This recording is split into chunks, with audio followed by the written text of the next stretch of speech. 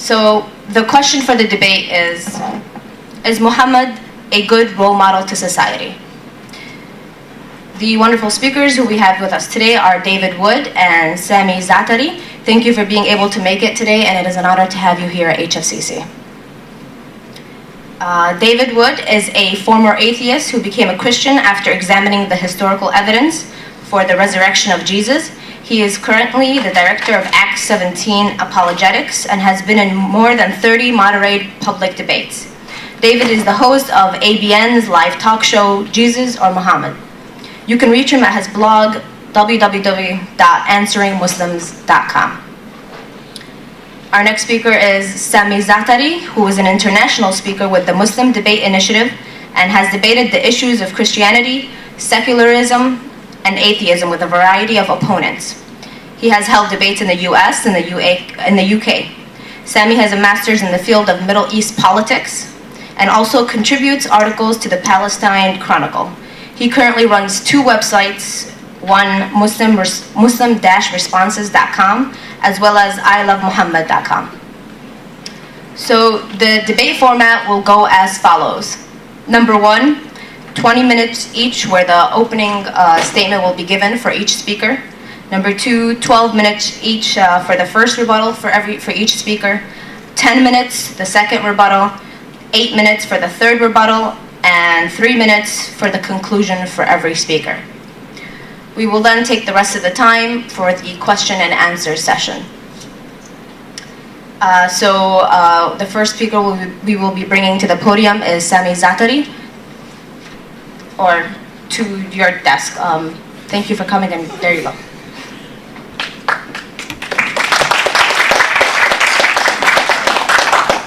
All right, is the sound all right? Is it good?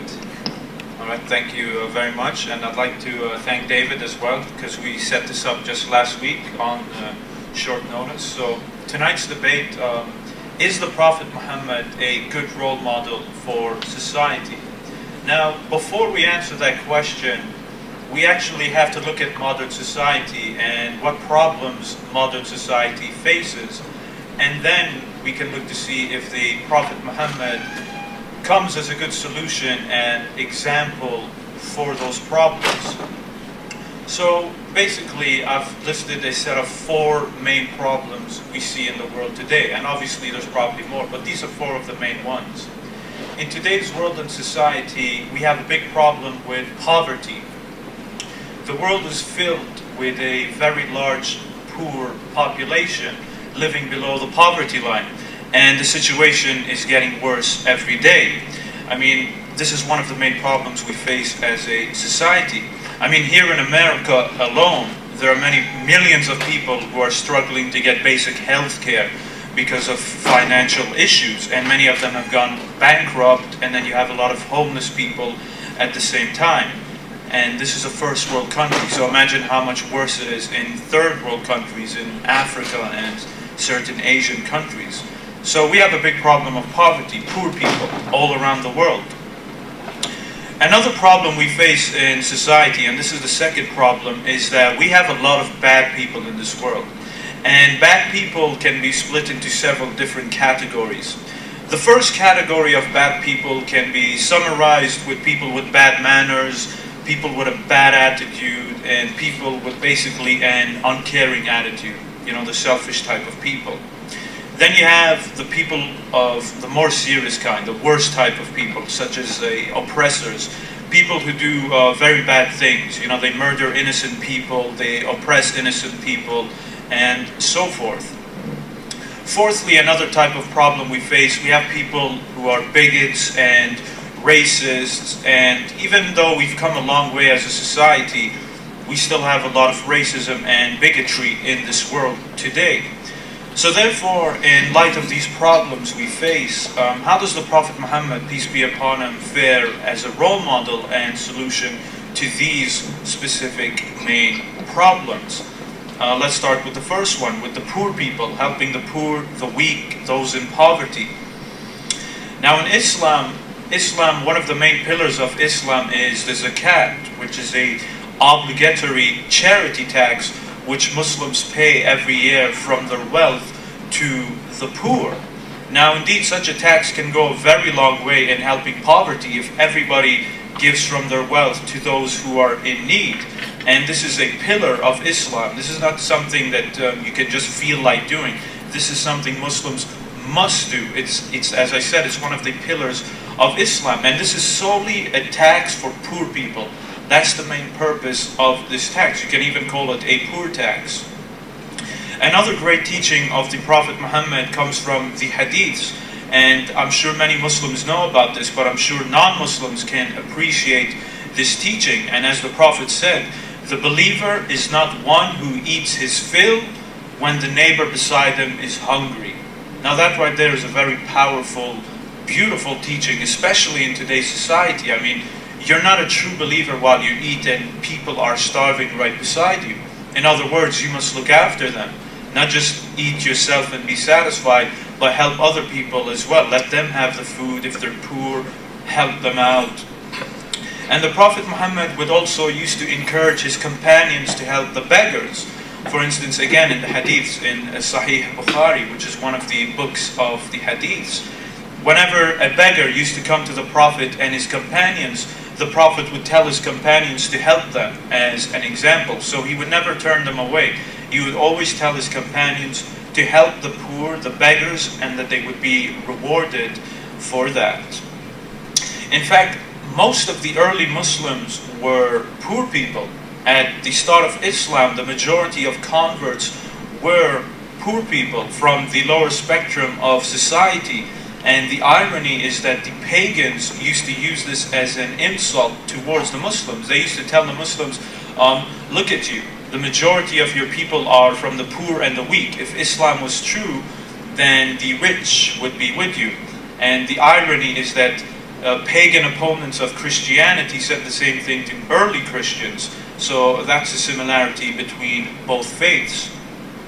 And then you have the orphans and the widows. Anyone who studies the Hadiths will see that the Prophet Muhammad was insistent upon helping the orphans, looking after them, and as well as the widows. I mean, the Prophet Muhammad likened the one who looked after the widow as taking part in jihad to look after the widow. So there is a great reward in that, as well as looking after the sick. So basically, that's a very good role model to help the poor, the weak, those in poverty, people who essentially need help. I don't think anyone can look at that and say that's a bad role model for society. Now the second point, the third problem, or the second problem, which is, as I said, people in today's society who are basically bad behavior, bad attitude, and we see this every day. I mean, just yesterday, you can even find videos on YouTube. Just yesterday, I watched a video on YouTube of a bunch of teenagers abusing a lady on a bus to the point where she started crying. You know, she was a bit overweight and she was old, and they were mocking her the whole time, and she started crying. And you can watch many of these type of videos on YouTube where you find people abusing and making fun of other people, and sometimes it's not recorded. You see it every day. So, what is the Prophet Muhammad's example when it comes to this type of behavior? And as we know, we as a people, we have a problem with some people have a problem with their tempers and their anger. You know, when they feel wronged, they want to retaliate, tribal mentality. So what did the Prophet have to say about that? As he said, do not be people without minds of your own, saying that if others treat you well, you will treat them well. And if they do wrong to you, you will do wrong to them. Instead, accustom yourselves to do good if people do good, and to not do bad if they do bad to you. Now that right there is a very good teaching. Don't do, basically, two wrongs don't make a right. So if someone is bad to you, as he said, don't be a person without a mind, with a tribalistic mentality, and say, now I'm going to be bad to him. And then another teaching of the Prophet, whoever suffers an injury done to him and forgives that person, God will raise his status and remove one of his sins. So again, all about controlling your temper. If someone is bad to you, you don't return it back to him. Forgive him. Be a person with your mind. Because as you know, when you're angry, you sometimes lose your mind. Now, as I said, what about bad behavior and those type of bad attitudes? As the Prophet said, the Muslim does not slander, he does not curse, he does not speak obscenely, nor does he speak rudely. In fact, the Prophet even said, if you have nothing good to say, then remain silent. And the irony is that the lady who was being bullied in that video said the same thing to those kids, and I found that very interesting. The Prophet also taught the Muslims that God has revealed to the Muslims that they must be humble and that they must not be boastful or oppress other people.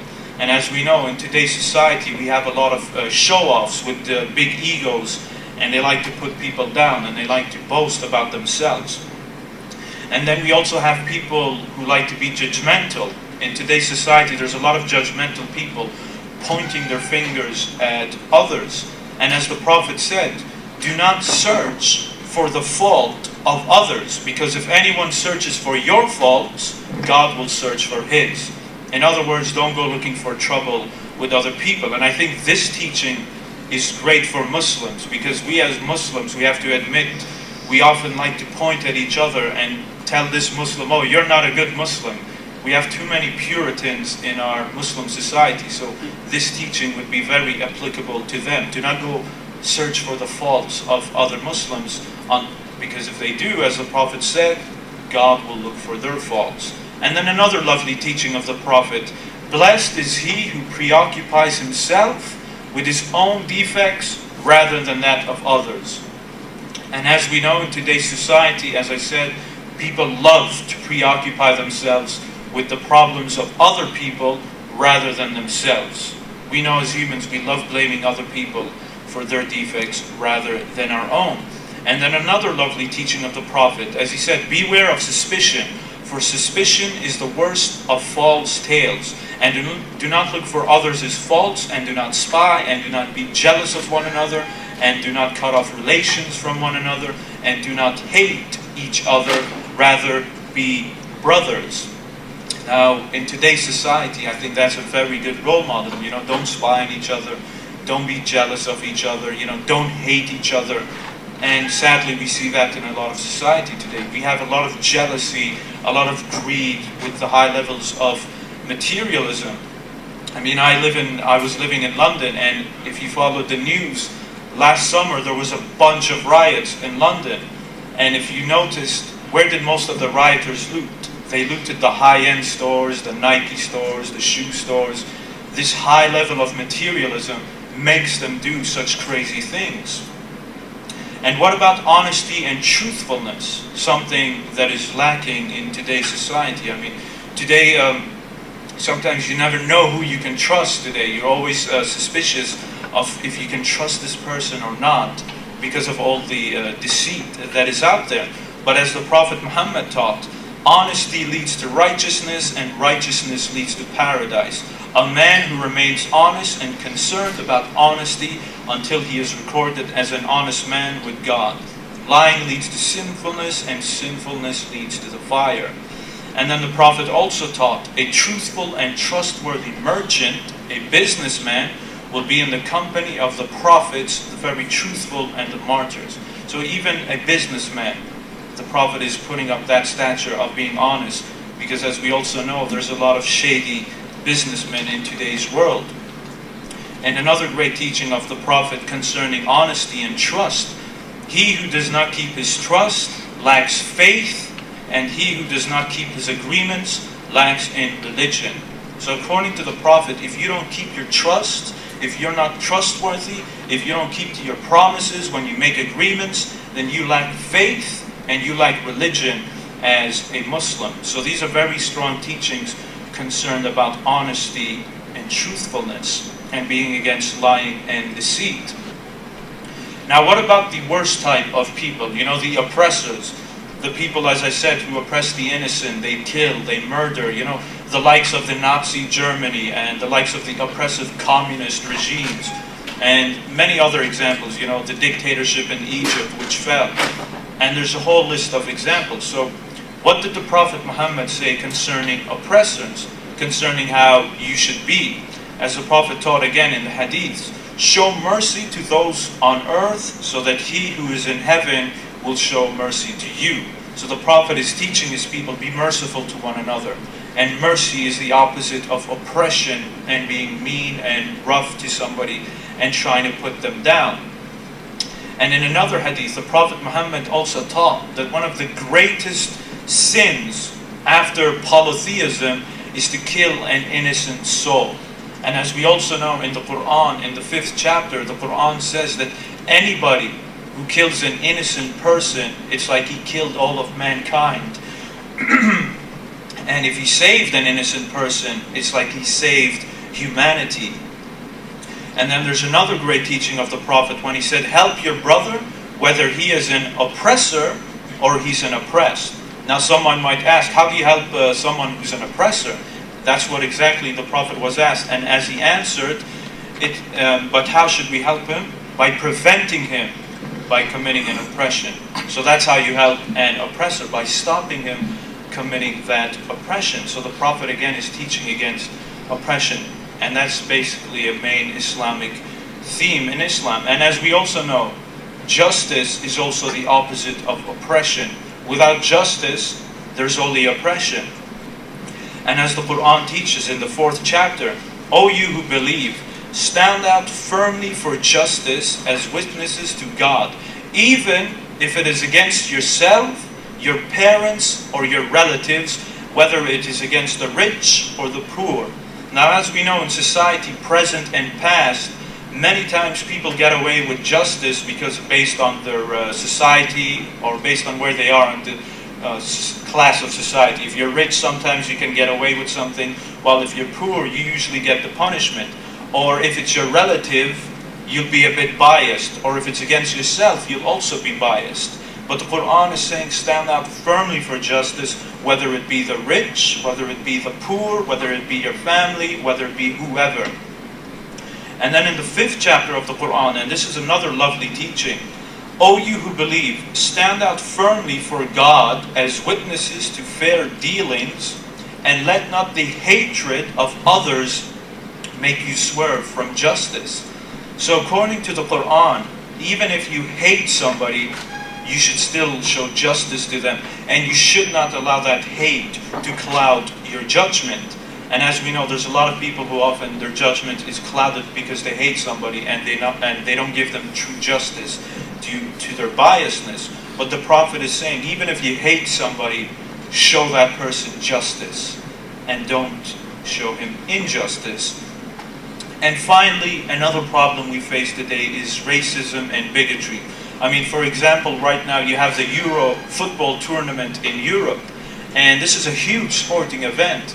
And already there have been several cases of racism happening in those football stadiums.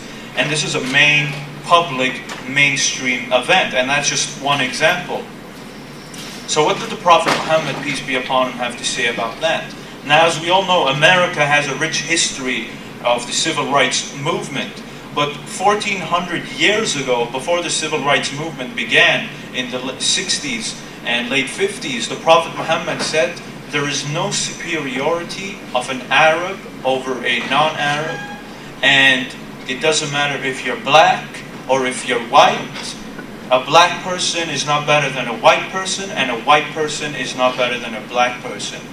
And this was preached 1400 years ago, basically black or white. It doesn't really matter. And that's a motto of today's modern society. People are always talking about that. Yet this was revealed 1400 years ago by the Prophet Muhammad.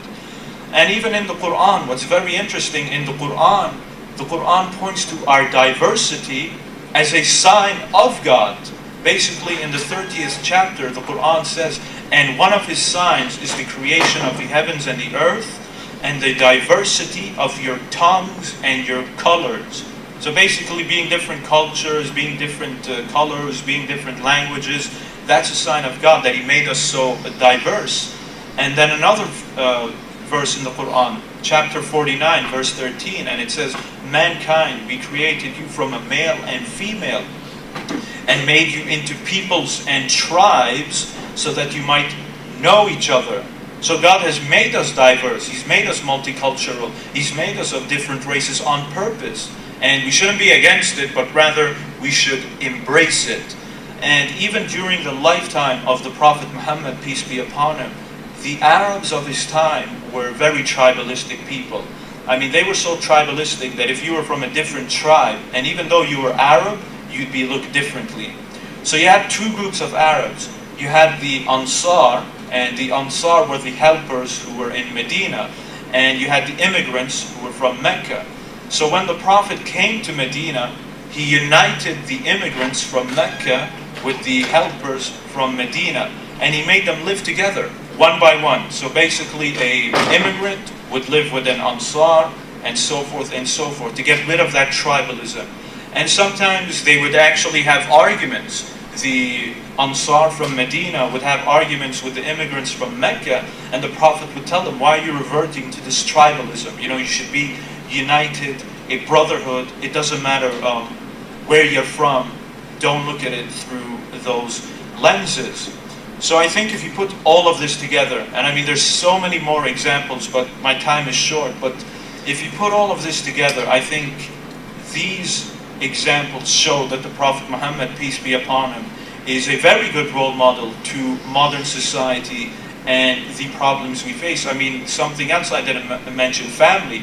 The Prophet was a very family man, and he taught the Muslims, the best of you are the best to their wives and to their family, to look after your family, feed them, clothe them, etc., etc. So that's another great example of the Prophet. And as all studies have shown, a strong society starts in the home. Most gangsters, most criminals, when they do studies on them, came from broken homes, came from broken families, which led to their situation. And a strong family leads to a good person and leads to a strong society. So I'll end it on that. Thank you very much.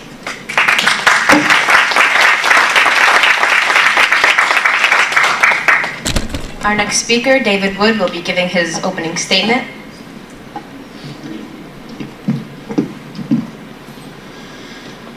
Well, I give thanks to the Muslim Debate Initiative for setting up this debate and everyone for coming out. And thanks, Sami, for that opening statement. I wish I believed a lot of that. I wish I did. And just to clarify my position here at the beginning, you do have people out there who say Muhammad is the worst person in history, and on the opposite side of the spectrum you have people who say Muhammad is the best person in history. I believe the truth lies somewhere in between, as it often does.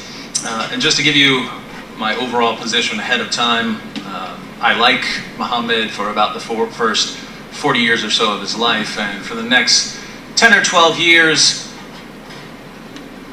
okay with most of his actions and so on. And then the last 10 years kind of ruined everything for me.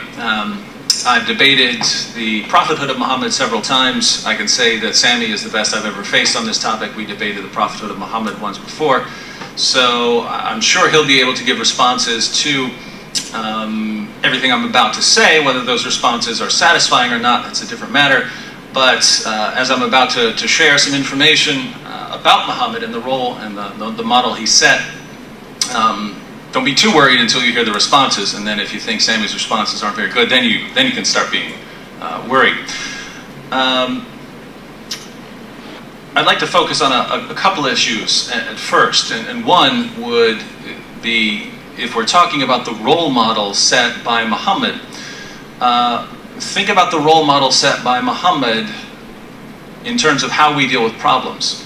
For almost every problem that the Muslim community had to deal with once Muhammad became the model for society. And keep in mind, during the early Muslim community, during the Meccan years, during some of the Medinan period, Muhammad is not the role model for society. We see Muhammad becoming the standard of society very late in Islamic history, and we see the impact that this had. Let's look at a few teachings from the Quran and the Hadith. Once Muhammad was the role model for society. Surah 929, fight those who believe not in Allah nor the last day, nor hold that forbidden which hath been forbidden by Allah and His Messenger, nor acknowledge the religion of truth from among the people of the book, that's Jews and Christians, until they pay the jizya with willing submission and feel themselves subdued. This verse doesn't say, fight people who are attacking you. That was earlier. That was an earlier period in Islamic history. This says, fight those who do not believe. This is a command to fight the unbelievers. And if you'd like to know the justification for fighting the Christians and the Jews and subjugating them, occurs in the next verse. What's the justification for fighting them? Surah 9:30, and the Jews say, Ezra is the son of Allah. And the Christians say, the Messiah is the son of Allah. These are the words of their mouths. They imitate the saying of those who disbelieved before. May Allah destroy them, how they are turned away. Sami talks about bigotry and racism being a problem for society. But you can have bigotry in the sense of violence towards other people. I mean, the kind of violent bigotry against other religions. And the Quran, right here, as plain as day, commands Muslims to fight those who do not believe in Allah. Is that a good role model for society? We have Christians and Muslims in this room, probably some who don't fall into either category. Is it a good role model if we say one group is going to fight and violently subjugate the others because of their beliefs? I don't think that would be a good role model. If you're in doubt about what Muhammad meant there, in these passages commanding to fight people based on their beliefs, quote a couple of hadith. Sahih al-Bukhari, number 6924, Allah's Messenger said, I have been ordered to fight the people till they say, La ilaha illallah. And whoever said, La ilaha illallah, Allah will save his property and life from me. So your property and your life are safe from Muhammad if you recite the Shahada. In Sahih Muslim, number 30, Muhammad said, I have been commanded to fight against people until when? Until they stop attacking you, until they are no longer aggressors against you? No, I've been commanded to fight against people so long as they do not declare that there is no God but Allah.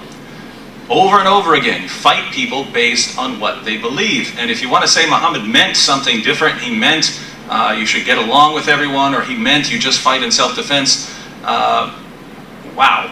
The Quran claims to be clear, and Muhammad is supposed to speak clearly. If he's going around and he means fight in self-defense, but he's saying fight those who do not believe, and you're only safe if you believe what I believe and you recite the Shahada, well, that matters. That's relevant to what we believe about Muhammad. On the issue of apostates, some of you are Muslims in this room. What happens if you become a Christian?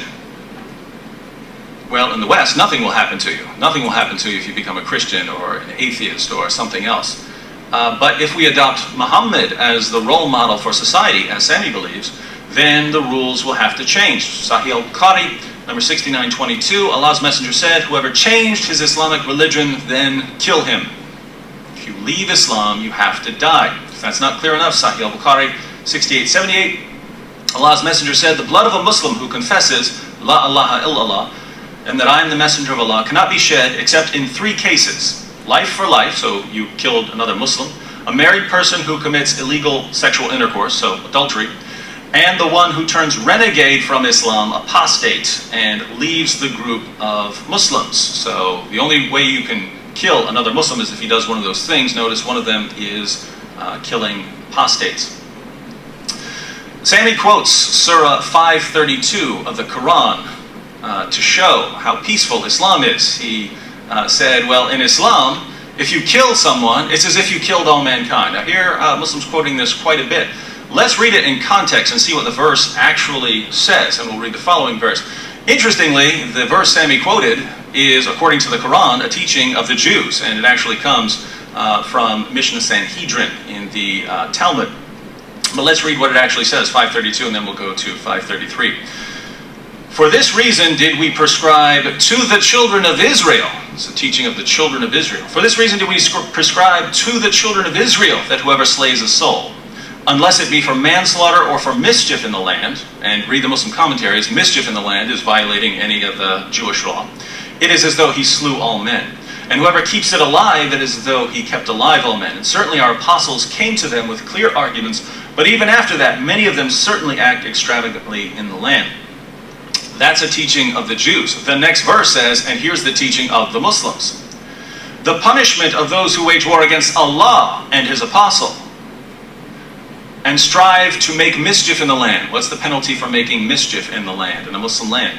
Is only this, that they should be murdered or crucified, or their hands and their feet should be cut off on opposite sides, or they should be imprisoned.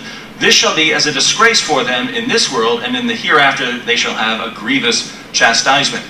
Now notice what many people do when they quote this. There's a teaching of the Jews. They chop off that part about this being for the children of Israel. They pretend that this is a directive towards Muslims. They ignore the next verse, which commands Muslims to violently kill and chop off body parts of people who make mischief in a Muslim land. Well, how do you make mischief in a Muslim land? Apostasy, preaching a non-Muslim message, that all falls into the mischief category. The most extreme, of course, would be having a non-Muslim military presence in a Muslim country. But think about this, the penalty for making mischief in a Muslim land. Is the United States making mischief in Muslim lands? Most Muslims would say so. Yes, Afghanistan and Iraq and so on. The United States is making mischief in the Muslim lands. What's the penalty? It's not pretty, not pretty. So, be careful how you quote the Quran, because sometimes the next verse teaches something very different. So just to kind of get an overview there, what's the solution in Islam if you have unbelievers in a Muslim country? Well, you have to subjugate them. You have to violently subjugate them if they're Christians and Jews until they are paying tribute and until they feel themselves subdued. And that's for Christians and Jews. We're the people of the book. We have a higher status. If you're a polytheist or something, it's worse. You have to convert or die, or you have to get out very quickly. Someone leaves Islam, you kill them. And you can go on down the line with this. What's the penalty for, I mean, if you steal something, it's not some juvenile correction center. It's not going and doing community service or short jail term. You are going to lose some limbs on this one. You're going to have your hand chopped off if you steal. If your wife keeps getting out of line, what do? Well, you warn her first, then you banish her to a separate bed, and then you beat her. Over and over again, when there are problems, for Muhammad, the solution involves violence. So is that a good role model for society? How are we going to deal with our problems in the world today? Well, it's got to involve some bloodshed or some beating. This is not me. This is Muhammad talking. This is the Quran. Now, there are certainly other issues, but the two main categories that would concern me, again, there are plenty of others, but the two main issues that would concern me as a non-Muslim if we were to adopt Muhammad as a role model, one, we have the violence, the tendency towards violence as a solution for various problems, and two, the issues involving women and Muhammad's family. Sami pointed out that a strong family leads to a strong society, and I absolutely agree 100%. Once the family unit starts breaking down, I can guarantee you society will start breaking down. The question is, should Muhammad serve as the role model for a successful family? Well, let's think about this. According to the Quran, Surah 4:3, Muslims can have up to 4 wives. How many wives did Muhammad have? He had at least 9. He had at least 9 or 11 at one time, according to Bukhari. So why did he get 9 or 11 wives? Well, the Quran gave him a special revelation, Surah 33, verse 50. No, he had 9. Muhammad had, according to Bukhari and according to Tabari and other sources, Muhammad had at least 9 wives at one time. And the justification, and Sami will explain this, the justification is Surah 33:50, which gave Muhammad, and Muhammad alone, special privileges, namely the right to have more wives than everyone else. Now, if we think about some of these wives, and trust me, Sami will have responses for all of this. One of them is a girl named Aisha. This is, to Westerners, this is probably one of the things that bothers them most about Muhammad. So it's good to raise the objection and allow Muslim apologists to deal with it. Aisha was 6 when the marriage contract was put together, and she was 9 when the marriage was consummated. Now, in any Western country, at least now, you have different rules in the past, but at least now we would look at that and say a 9-year-old girl is not ready for sex, and we would make laws, and there are laws against having sex with girls that young. You have to, the laws can vary by country, but generally we would agree that's too young for a girl to be entering into marriage. But if we take Muhammad as the role model for society, we have to say, when did Muhammad think it was okay for a girl to start having a family and having sex? Well, 9 at the latest. So should we adopt him as a role model for society? Well, if we agree with that, and I certainly don't.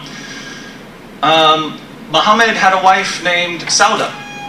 Muhammad married. There's a dispute whether he married Aisha or Sauda first after Khadija.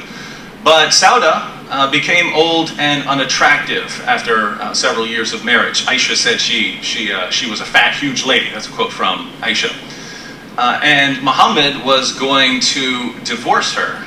And Sauda actually had to go to Muhammad and say, I will set aside my marital privileges of you coming and visiting, sharing your time among all your wives and sharing time with me. I will give that privilege to Aisha, so you no longer have to come visit me. You can just spend more time with Aisha if you don't divorce me. And Muhammad agreed to that. It's in the Quran. And the Quran actually praises Sauda for making that agreement, for saying, I will set aside some of my marital rights and give them to Aisha, so you can spend more time with Aisha if you don't divorce me, because I've gotten old and unattractive. Is that a good role model for society? You live with a woman you marry a woman, she gets older, she gets unattractive, and well, no problem, I'll just toss her to the side. Oh well, she's willing to stay married to me if she gives up her rights, maybe I'll stay married to her. Is that a good role model? Is that a strong family? You Muslim ladies in the audience, would you like your husband to have that attitude? Once you get older, once you get unattractive, he tosses you to the side, and the only way to make an agreement is to give up some of your marital rights. Is that the kind of role model you want? I wouldn't consider that a good role model for society. Sami brings up the importance of honesty. And it's interesting that in the Muslim sources, if you make an oath and then you find something better than keeping your oath, you can set aside your oath. So I made an oath, this is what I'm going to do. And then, well, I decided something is better, and you can then break that oath. And interestingly, we find Muhammad himself doing this. There's a verse of the Quran, beginning in verse 66. So the opening verses of verse 66 tell Muhammad, why did you forbid yourself what I haven't forbidden you? Why did you do that? And the historical background for this verse is that Muhammad was caught in the house of one of his wives, who was a slave girl, Mary the Copt. He was having sex with Mary the Copt in one of the houses of his other wives, Hafsa. And his wives got very upset about this, and he made an oath. I promise I'm going to stop having sex with Mary the Copt. Then the revelation came down. Muhammad, why are you forbidding for yourself what I haven't forbidden? And according to the opening verses of Surah 66, Muhammad no longer had to keep his oath. If you want commentaries on that, we can go. If you want to look at the historical background. Is that the kind of role model you want? Your husband comes to you, I promise you I'm not going to do this anymore. I'm not going to be sleeping with that woman anymore. I'm not married to her, she's my slave girl. And then comes back to you a little later. Sorry, I just realized Allah didn't tell me I had to do that. And so it's okay for me not to keep my oath. Is that a good role model for society? I don't believe it is. The issue of mutta. Shia Muslims believe that mutta is still an acceptable practice. That's temporary marriage. There's a disagreement among Sunnis. Sunnis generally believe that the practice is no longer allowed, but it's important. It was not Muhammad who overruled the practice, who abolished the practice. It was the rightly guided caliphs. So if you believe that the rightly guided caliphs can overrule Muhammad's teachings, then you believe that mutta is no longer allowed. But regardless, everyone agrees, everyone, Sunnis and Shias agree, that at least at one time Muhammad allowed the practice of mutta, temporary marriage. In other words, straightforward prostitution is not allowed. I can't walk up to a woman and say, here's $50, let's go have sex, because you're not married to her. So in the early Muslim community, there was the practice of temporary marriage. Namely, you walk up to a woman, here's $50, let's get married for tonight, and then we'll be divorced in the morning. There's no question this was allowed in the early Muslim community. We have tons of sources on this. And even Sunni sources in Bukhari and Muslim. And if you'd like to read them, bring it up in the Q&A. Or if someone would like me to read them, I'd be happy to do so. But the practice of mutta was allowed. Now, do we want that as a role model for society? That if you want to have sex with someone, you're away from home, your urges, you're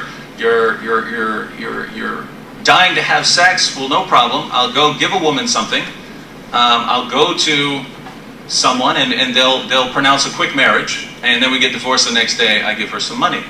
If you're bothered by that, that's your prophet. That's your prophet. In other words, if you're bothered, hey, how dare this guy say this stuff in here? Then you're agreeing with me, actually. You're agreeing with me that Muhammad's not a good role model for society, that should not be allowed.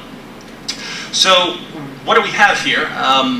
Overall, and just to clarify again, I'm not saying everything Muhammad did was bad. I don't believe that. I believe Muhammad did have many good qualities, many qualities that could serve as a role model for society. But I would say that about pretty much anyone.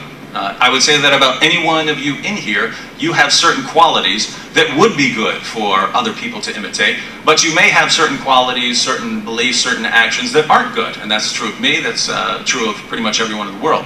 When we look to Muhammad, it's not a pick and choose matter. You can't say, well, I like this about him, so therefore let's proclaim him the role model for society. According to the Quran, Surah 33:21, Muhammad is the role model. He is the pattern.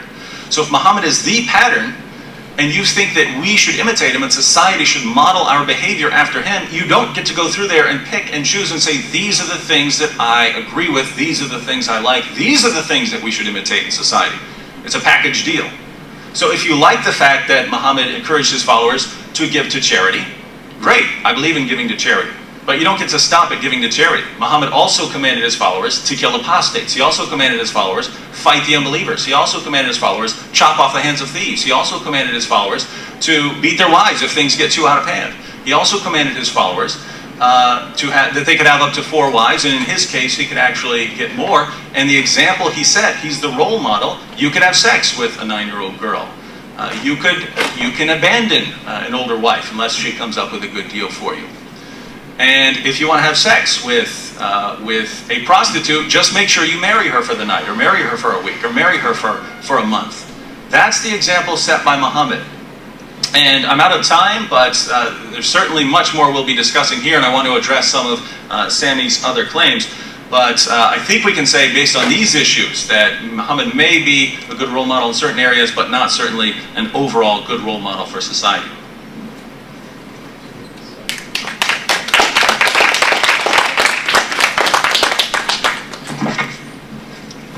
The first rebuttal will be given by Sami. You have 12 minutes. All right, thank you for that. Now, there's a lot of points, so if I don't address anything, then please bring it up in the Q&A, because I have answers to all of the points. All right, so let's start with the first point he made, which is 929, Surah 929. Fight them until they all believe, and subdue them and make them pay the jizya. Now, this verse was revealed in a specific context, and now this is not even me talking, this is what even Islamic scholars teach, so I'm not just talking from myself. This verse was revealed during a time when the Prophet Muhammad, peace be upon him, was sending out messengers and ambassadors to the northern Arab states, which were basically under the Byzantine Empire, who were Christians. And so what did they do? They killed those messengers. Now, think of it this way. Let's say America sent a diplomat to Iran, and Iran killed that diplomat. What do you think would happen? There would be a massive war. And so that's what happened. Then you also had another incident, which was the campaign of Tabuk, which again is in northern Arabia.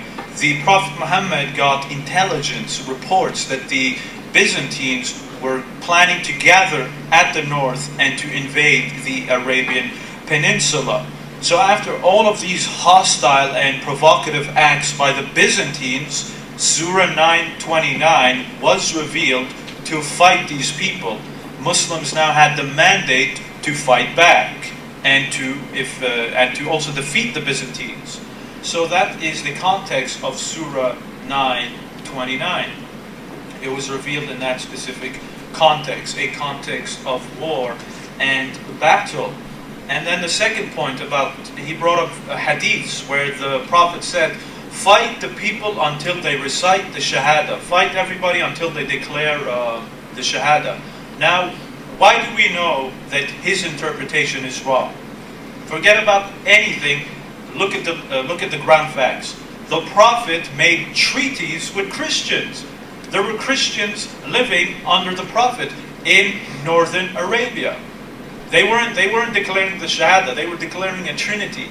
And yet they were not being fought. So obviously there is more to it. So these hadiths, as even the great Islamic scholars have said, Ibn Taymiyyah, and Ibn Taymiyyah is considered like an extremist scholar. So what did he have to say about this hadith? According to him, this hadith is about fighting back. It's about a war. What about Imam Nawawi? Anybody who knows scholars will know Imam Nawawi is a great Islamic scholar. And according to him, this verse or these hadiths were referring to the pagan Arabs. It is not a general mandate. And secondly, there is a verse in the Quran that is actually quite similar to these hadiths. It says, fight them until there is no more oppression and all faith is for Allah. But now if anyone reads that verse, the context of that verse was referring to the pagans, was referring in a context of war. And that verse is identical to this hadith, and that verse was revealed in a context of war. So there's more to it. And again, you can ignore everything I said, but you can't ignore the fact that there were Christians living under the Muslims. So obviously they didn't fight them until they all converted. I mean, some of the oldest Christian populations are located in Muslim countries. Some of the oldest churches are located in Muslim countries. I mean, outside Israel, the second country with the most Jewish sites is the Islamic Republic of Iran, who according to some people is Nazi Germany, yet they have the second largest Jewish population there, and they've been there for hundreds of years. So obviously, it's not as simple as he's making it out to be. Now what about apostates, the apostate issue? Again, you need to look at it in context. I mean, there is an example in the hadiths where a Muslim went back on his agreement with the Prophet, and he said, you know what, I'm leaving you, they made an agreement, they made a covenant, and the man told the Prophet, I'm going to leave. And the Prophet didn't kill him. He let him go. Now, every time, back then, back in the context, apostates were regularly spies, they were regularly infiltrators who would then turn against the Muslims and fight back. As David even quoted, renegades. Now, most people say there's no verse in the Quran that talks about fighting apostates. Actually, there's one, and that verse supports me. In Surah 4, verse 89, the Quran commands the Muslims to fight the renegades, the apostates. But what is the context of this verse? Ibn Abbas, anyone who knows Ibn Abbas, he was a relative of the Prophet. He's one of the greatest commentators of the Quran. What did he have to say about fighting the apostates? This is what he said. This verse was revealed about some people in Mecca who said they embraced Islam, yet they gave their support to the pagans in Mecca. Once these people went to Mecca, they sat with the pagans, and once they were with the Muslims, they said, we'll help the Muslims. And basically they were playing both sides. And these were apostates. So they were not simply apostates who decided to leave the religion because they lost faith. These were people who were pretending to be Muslims. They would leave the religion, then they would go to the pagans, then they would come to the Muslims. And there's even another example in Sahih Bukhari. A non-Muslim spy came to the Prophet while he was on a journey. The spy sat with the companions of the Prophet and started talking and then went away. He acted like he was a Muslim, but he was just there to spy. Then you have another incident. You had the tribe of Uqal incident. This is what happened. These people came to the Muslims and they were sick, they needed help, and they converted to Islam. So the Prophet helped them. He let some Muslims help them, they looked after them. Once the Muslims looked after those people killed the Muslims by literally burning their eyes and stealing everything they had. And those were apostates. So when you look at it in context, that's the apostates. That's the issue. Those were how apostates were back then. And these are all Islamic texts. So again, it's not just that simple. If you're an apostate, it's the end. What about the teaching to the Jews? The one I quoted. If you kill one innocent person, it's like you killed all of humanity. Yes, that teaching was given to the Jews, but the Quran is reminding us of it. The Quran didn't abrogate it and say, oh yeah, that was for the Jews only, now you don't have to follow it. I mean, the Quran teaches monotheism, which was also taught to the Jews. Does that mean now we don't follow monotheism? No, it's just confirming a great teaching that was given to them that now we will follow. And yes, the next verse does say, those who wage war and mischief should be killed and crucified. But that's talking not about innocent people. The verse before it is talking about innocent people. But if you're not an innocent person, yes, that might sound harsh, but what does making mischief mean? No, it doesn't mean being a non-Muslim. Scholars have defined it. Making mischief in the land are basically like your criminals, like your gangsters, people who are bandits, people who are thieves, people who are rapists, terrorists, etc., etc. Those are the type of people, the mischief makers. And yes, in the Islamic State, those people will be harshly punished. And in fact, there's many people in the West who would agree for such harsh punishment on vile, backward criminals. I mean, the justice system in the West has gotten so soft that you find these people doing whatever they feel like. So I doubt many people will have a problem in properly punishing criminals. That's what the verse is talking about. Criminals, to protect innocent people. It's not talking about innocent people. That's what you have to keep in mind. What about the issue of beating your wife? Well, if anyone reads the Arabic, the word doesn't actually mean beater and puncher. It just means hit. Now, this is not my opinion. As David says, now this is the Prophet speaking. When the Prophet explained it, he said it's a hit that doesn't even cause any pain. His relative, Ibn Abbas, also described it as causing no pain, causing no bruising. And as ladies know, ladies bruise quite easily. It doesn't, with a man's force, she bruise easily. And the Prophet is saying, don't bruise her, don't cause any pain. So it's not really to beat or hurt her.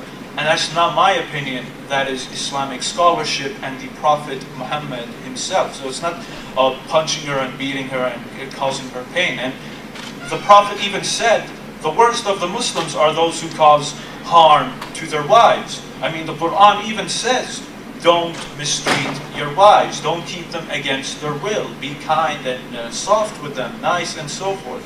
So again, you have to look at it in context. And David then said, in Islam, the solution is always violence. You know, retaliate, be bad.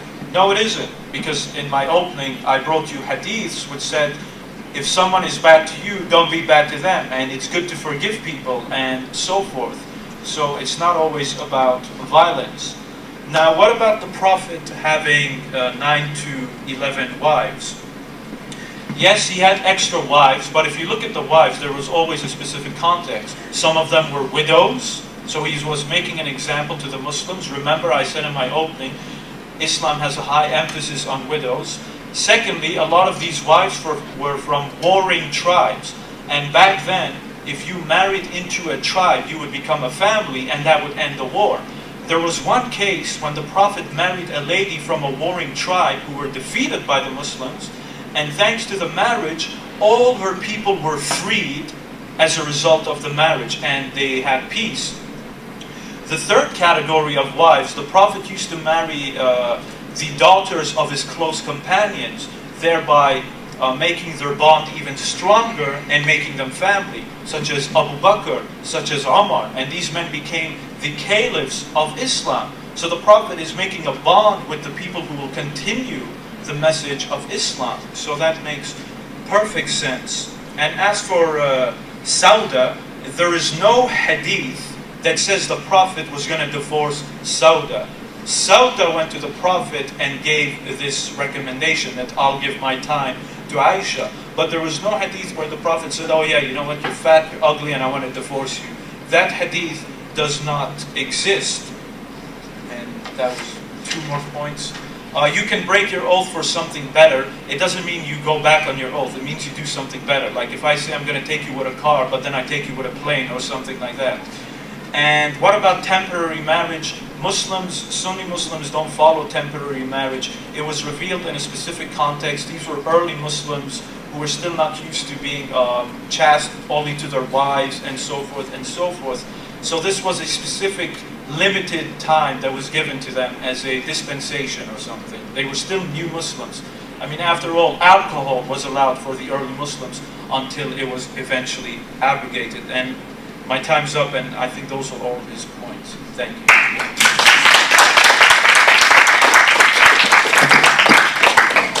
The first rebuttal will be given by David Wood.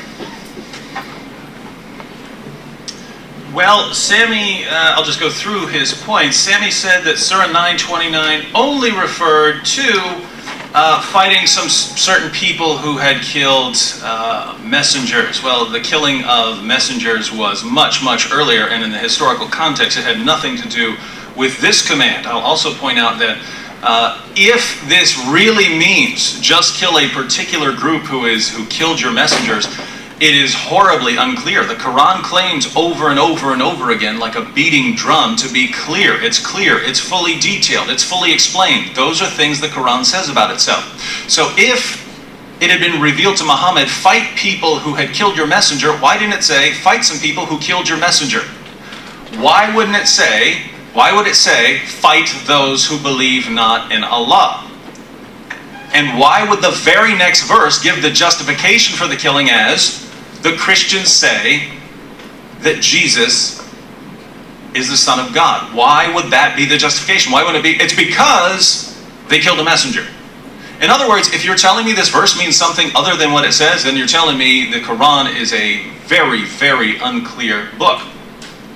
Now, the actual historical context, let's read it. This comes from Ibn Kathir. Allah Most High ordered the believers to prohibit the disbelievers from entering or coming near the sacred mosque. So polytheists were no longer allowed near the sacred mosque, but Mecca got a lot of money from the pilgrimage to Mecca.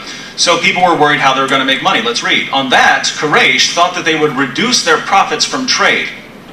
Therefore, Allah Most High compensated them and ordered them to fight the people of the book until they embrace Islam or pay the jizya. And then we have the revelations. So in its context in the Quran, the only context that explains why this fighting occurred, why Muslims are commanded to fight the people of the book, is the very next verse, and it says because of our beliefs. We have false beliefs. In the historical context, the justification is we need money. Where are we going to get it? Oh, well, now we're going to fight these unbelievers, and they're going to pay us money. That's going to replace the money that we used to get from the pagans taking the pilgrimage. Nothing here about what Sami said. Sami said that the hadith, the numerous hadith, where Muhammad commands his followers to fight people until they recite the Shahada, he says, well, you know, that's in the context of war. Again, I would say Muhammad is very unclear in what he's saying. If he really means, let's go fight people in the context of war, why not say, let's fight people in the context of war? Why say, I'm going to go out and fight people until they recite the Shahada? And they're only going to be safe. People are only going to be safe for me if they do. He says this referred to pagan Arabs. Actually, I don't have a tremendous problem with that interpretation. If you say that the command for Jews and Christians is to fight them until they're subjugated, until they're dhimmis, and that the command for other groups, polytheists, is to fight them until they convert to Islam and embrace Islam, then I don't have a problem with that interpretation. He said killing apostates is only, the command to kill apostates was only issued because all of these apostates would go and turn against the Muslim community. Here again, I would say if that's what Muhammad meant, he is not communicating very clearly. If he meant fight an apostate if he attacks you, why would he say if anyone, not just a certain person, if anyone leaves his Islamic religion, then kill him? I mean, these are commands about killing people. You want to be as clear as possible. If the President of the United States were to issue a command and say, hey, go kill Muslims, everyone would object. Wait, what do you mean, go kill Muslims? We're just supposed to go around killing Muslims? And then suppose he came back and clarified and say, no, I just meant, some terrorists who were blowing stuff up from Al-Qaeda.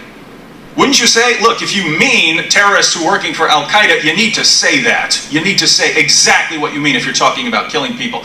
That's the clarity we would demand. Why does Muhammad get to issue these blanket commands? If anyone leaves Islam, kill him. Oh, by the way, I really meant if he comes back and is starting to attack the Muslim community. Didn't say that. So if either way, you have two alternatives. Either Islam commands you to kill apostates, in which case, not a good role model, or Muhammad is not a very good communicator, in which case we should adopt a role model who speaks clearly and tells us how we should act.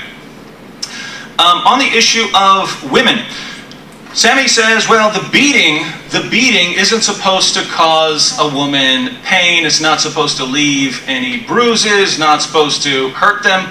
And here, I'm not sure what Sami, you do have Muslim commentators who say things like that. But if we look to the Muslim sources, we see something very different. Sahih Muslim, number 2127, Aisha sneaks out of the house to see what Muhammad's doing. Muhammad comes home, finds her out of breath, asks her what she's done, and then what happened? He struck me on the chest, which caused me pain. Wait a minute, this is Aisha saying what Muhammad did. He struck me on the chest, which caused me pain. I thought Sami said it's not supposed to cause pain. So was Muhammad violating his own commands in Surah 434? Let's go with a more extreme example. Sahih al-Bukhari, number 4825. A woman had been beaten by her husband until a patch of her skin turned green. Aisha brings her to Muhammad for justice. Aisha brings her to Muhammad. Muhammad will protect this woman. And Aisha said, look at her. Her skin is greener than her clothes. Muhammad did a little investigation and said, wait a minute, you lied about your husband. Sent her away. So what is this? Keep in mind, she's lying about her husband, so she had done something wrong. But is Sami's interpretation of 434 correct? You can't leave a mark, you can't cause pain. No, he beat her until her skin turned green, and that was okay because she was being a bad wife. So we need to keep in mind when we read the Quran, when we read these verses, we have lots of ahadith on these passages to explain what they mean for us. And in fact, if you'd like to know the historical background for Surah 434, we have that. A woman came up to Muhammad because her husband had slapped her in her face. The handprint was still there. And Muhammad was about to pronounce judgment in her favor. In other words, there was going to be some sort of retaliation. I don't know what that would have been. If she gets to slap him in the face, or her dad gets to come and just slap the taste out of this guy's mouth. I don't know. But then the revelation, Surah 434, comes down. And Muhammad said, after this verse, husbands can discipline their wives physically. Muhammad said, I wanted one thing, but Allah wanted another. In other words, I wanted to give you justice. I wanted to make sure this isn't going to happen again, but sorry, Allah said something else. Marrying extra wives. Sami says, well, there were widows. That's true, there were widows. But I want to point out, if you say that Muhammad married these women because some of them were widows, Muhammad only increased the problem radically. Because the Quran issued a command, you cannot marry Muhammad's wives after he dies. So you take someone like Aisha, she's 9 years old when the marriage is consummated. She's 18 years old when Muhammad dies. Aisha spent the rest of her life as a widow because no one was allowed to marry Muhammad's wives. So all of these women were widows after Muhammad died. So if the point was to protect these women from being widows, I'd say it failed and only increased the problem. You ended up with a lot of widows who can never remarry. Sami said Muhammad married the daughters of his close companions to strengthen his bond with them. Is this a good role model for society? That's the context of this debate. I have my friend Paul back there. Maybe Paul has a daughter a few years from now, and I say, Paul, we're good buddies. We need to strengthen our friendship. I'd like to marry your 6-year-old daughter. Is that a good role model for society? I don't think anyone in here would say that's a practice we need to adopt in our country. And yet, if we say Muhammad is the role model, Sami said that's why he did it. I don't agree that that's why he did it, but if that's the justification for marrying Aisha, then is that the role model we want to follow? I would say no. Sami pointed out that in the passages that we would normally turn to dealing with the Sauda issue, it doesn't say Muhammad went to her and said, I'm going to divorce you, and then they came up with a deal. I agree. It says Sauda feared. So if you want the justification for this passage, it doesn't say Muhammad ran out to divorce her. It said Sauda feared divorce. Muhammad wasn't treating her the same way anymore, apparently. But Sauda feared, this man is about to divorce me. So she goes to Muhammad and says, look, let's make a deal. Don't divorce me, and I'll give my marital rights and privileges of visitation to Aisha. Now, suppose we grant that Muhammad wasn't going to divorce her. Let's suppose Muhammad gave no indication that he was going to divorce Sauda. Suppose you have a wife and she comes to you and she thinks you're going to leave her. She thinks you're going to abandon her. and she says to you, please don't abandon me, I'll give my marital privileges to someone else, just please don't leave me, please don't take away my home, please don't take away my food. She says that to you. What's your response going to be? Good deal, I agree. Or, what do you mean? I will never abandon you. Why would I abandon you? You're my wife. I will take care of you until you die. Which one of those should we adopt as a role model for society? Where you are loyal to your wife until one of you dies? Or where your wife is so afraid that you're going to divorce her that when she comes to you with a deal, you say, good deal. According to Muhammad's example, if your wife is scared that you're going to abandon her, she comes to you with a deal, you should say, okay, cool, okay, good deal. Maybe I wasn't even going to divorce you, but now that you offered, yeah, I would like to spend more time with Aisha. If you don't like any of this, this is Muhammad. This is Muhammad. If you don't like any of these things, then what's that mean? It means you're agreeing with me that Muhammad is not a good role model. Sami said, well, breaking oaths is okay if you agree to do something better. You know, I'm going to take you by car, well, maybe I take you by plane, that's better. That's not what Surah 61 says. It's not what it says. Where it says you don't have to do this because Allah didn't command it. This is Muhammad making an oath to his wives, I'm not going to continue sleeping with this slave girl Mary the Copt. I have 11 wives, 9 wives, something like that. I'm not going to continue sleeping with my slave girls. And then comes back, sorry, Allah didn't tell me that I was not allowed to sleep with the slave girl. I'm going to continue the practice. What's the better thing? What's the better thing that Muhammad is doing there? The only better thing that he's doing in the context would have to be he's sleeping with the slave girl instead of that's better than what he made an oath to do. And I don't think that's a better example. Sami said that temporary marriage was only for a time. So notice he agrees, and any Muslim scholar will agree that temporary marriage, paying a woman to marry you for the night, was allowed in early Islam. The only dispute would be whether it's still allowed today. And again, you'd have to believe that the rightly guided caliphs can overrule Muhammad. And some of the sources, even Sunni sources, would say no. But does that make it better? Keep in mind, Muhammad allowed the practice. Muhammad allowed the practice, and we're not asking, are the rightly guided caliphs a good role model? We're asking, is Muhammad a good role model? And Muhammad allowed mutta. So if you think it's a good role model, that's up to you.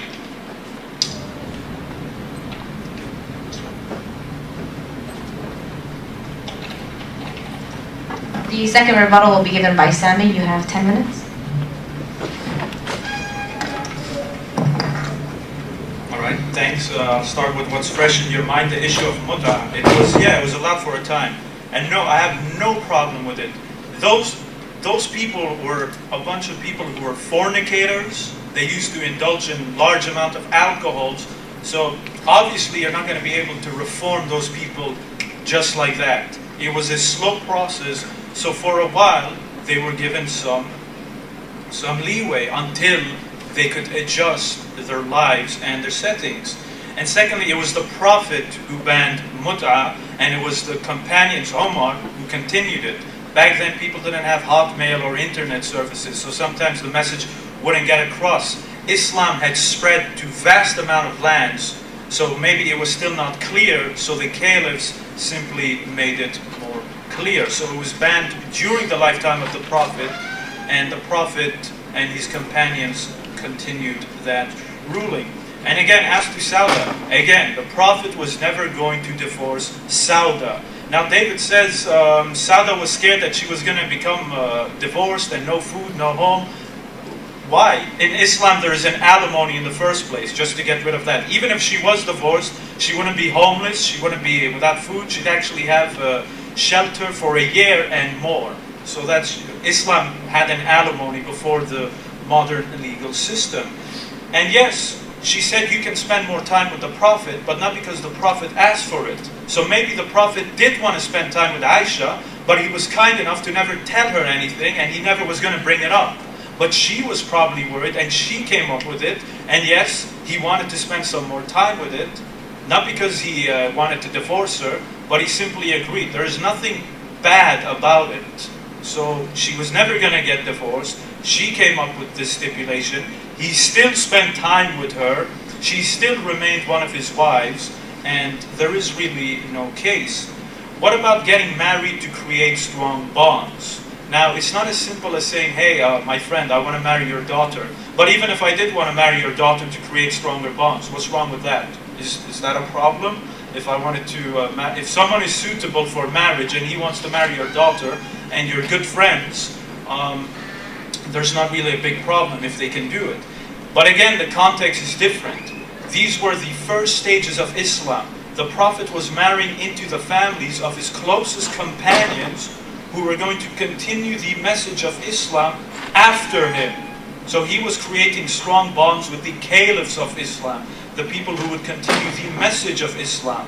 So it's a much different situation and context. And yes, he married widows to be an example to the Muslims, and so that point remains. And yes, his wives couldn't marry after him, but they were given the choice to divorce at one point, and they didn't. And secondly, the reason why they're not allowed to marry afterwards is in case they get pregnant, and then there might be complications. Oh, this is the wife of the Prophet, so maybe now this son of the former wife might somehow be divine or something like that. And the first point about Aisha, I didn't address it in my first rebuttal. Yes, the Prophet married Aisha at a young age, but in Islam, there is no actual age of marriage. The way the marriage is determined is if she's physically ready and mentally ready. Now, obviously, in today's society, 9-year-old girls, 10-year-old girls are not mentally fit for marriage. So no, we would not do that. And Islamic scholars have said the same thing. So she has to be mentally and physically ready. Back then, some girls were mentally ready for marriage at a young age. Not just in Arabia, not just with Muslims, but for Jews and Christians, and in the West included. Anybody who studies history will see that. And I know it might be surprising. The first time I saw it, I was surprised. But then I did a little research and I saw it was something normal. And I was 16 back then. So if I could do it back then everyone can. Now, what about 929? It doesn't say just fight the messengers who got killed. Exactly. 929 is a mandate to fight anyone who's now oppressing you or doing anything bad to you. Whether it's killing your messenger, whether it's trying to invade you. If there is hostility, 929 is the mandate for the Islamic State to fight back and defend itself.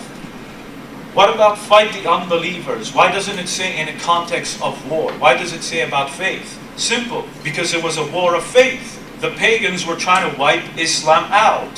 So the objective is to make Islam victorious because they're trying to wipe it out. It's not about borders or oil. And secondly, the Quran says if they stop fighting, then you cease. And again, back to the point. Christian communities lived under the Islamic State. They lived under the Prophet Muhammad. So obviously the explanation is not as simple as saying, oh, they're unbelievers, we must fight them until they all convert. What about apostates? Why was it spoken generally? Why didn't it say kill these specific types of apostates? Because it didn't have to be said. As I said, the context back then, this was the norm. And I gave you so many examples, and there's more examples. When apostate happened, he would fight against the Muslims, he would be a spy. That was the norm. So that's why there didn't have to be any clarifications. And as for the point about the Prophet Muhammad, he struck Aisha. I know that hadith he's talking about, but that's actually a wrong translation. If you read the Arabic, it doesn't say he struck her. It's actually he rubbed her chest. And he did that to another man in a similar incident. He wasn't striking her or hitting her. And that's the Arabic as well. Yes, there was some pain, but that wasn't the intention to cause pain. And again, the Prophet did it to another man, the same exact act. It's not an act of hitting someone or violence. And again, the Arabic doesn't say struck. And as for beating, causing bruises, a lady came to the Prophet and she was bruised, and the Prophet said, well, you lied to her. The Prophet didn't say, well, you lied to her so you could beat her and cause her bruises. And again, back to the other point. The Prophet clearly said in Islamic sources, do not hit that causes pain. Ibn Abbas, the Prophet's relative, one of the greatest commentators of the Quran, said the hitting is light, it doesn't cause bruises, it doesn't cause pain, so that point remains. And I think those are, and yeah, the point about the oaths. Surah 61 is a different case than the hadith. She's saying, if you find an oath, do something better. The Prophet was awarded a privilege which he didn't take, and then God reminded him of the privilege. Now there's nothing wrong with that. Even in the Old Testament, prophets were given certain privileges. But anyway, I explained the reasoning for the marriages, so there's no need to go over that again. And those were basically all the points.